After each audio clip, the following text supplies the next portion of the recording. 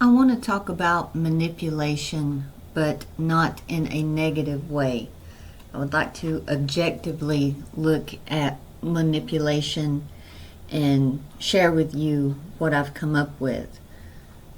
So there are three types of manipulation. There's an overall manipulation, there's personal manipulation, and then there's self-manipulation. So the overall manipulation feels something like an algorithm that tells you what to buy and how to think, or a job that determines where you will live and what kind of lifestyle you'll have, and people who are constantly trying to sell you something or tell you who you are. And that's an overall manipulation that I think everyone has agreed to on some level within themselves and within relationships. And we can bring objective awareness to this overall manipulation. Maybe take a Machiavelli perspective on this and see what is, not what you wish. That was one of his principles from some of his books.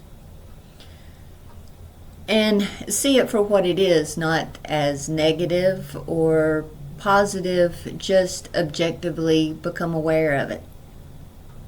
And then there's personal manipulation. That kind of looks and feels like those targeted ads and the boss that takes credit for your ideas, or the co-workers who always get you to do their work for them, or friend groups or co-worker groups that just want to go out and drink and trauma bond and call it a good night. And there's also the people who claim to love you, but their actions show otherwise. And so personal manipulation feels very personal when you start to become aware of it, and it's best if you become consciously aware of it. So have some conscious awareness. And conscious awareness is really just that. It's being able to take just a step back and see where the things outside of you are causing you to do things that maybe don't line up with who you feel like you really are or who you want to be. And that's pretty easy to spot once you become aware. Self-manipulation is a little more subtle, and it creeps in. And it shows up for you in ways like you see how you've trained your algorithm.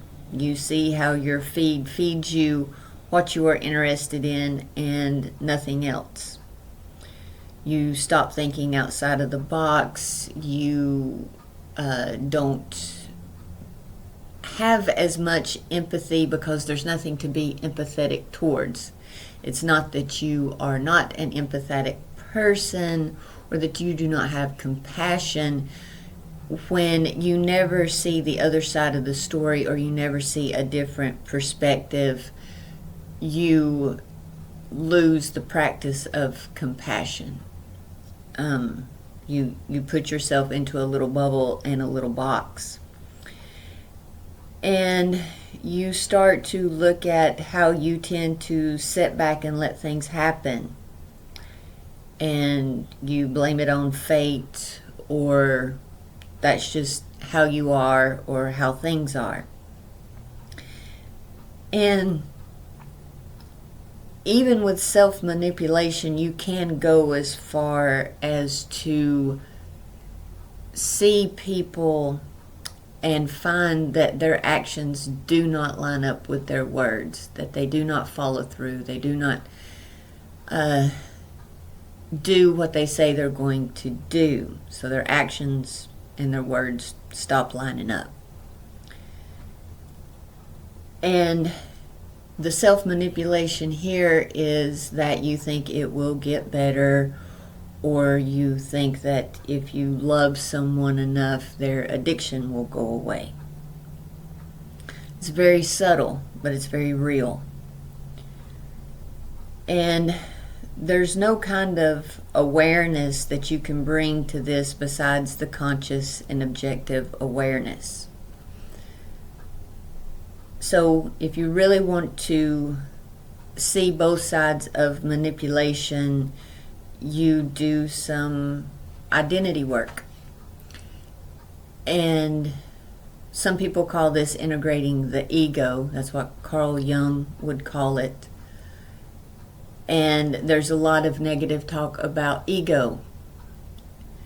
And it's usually seen as something negative or something that you need to get rid of. But the ego is actually the culmination of all of your survival skills, what you know, and basically who you are. So when it comes to identity work, I feel like the best way to go about it is by just choosing. Instead of letting the rest of the world decide who you are, you choose who you are. So you choose how you want to show up. And you choose how much manipulation you're willing to put up with, not just from other people, but from yourself. And that takes a level of honesty that some people aren't ready for. And that some people may just want to dip their toe in. And all of it is good and all of it is healthy because you're working on yourself. It's all about intention.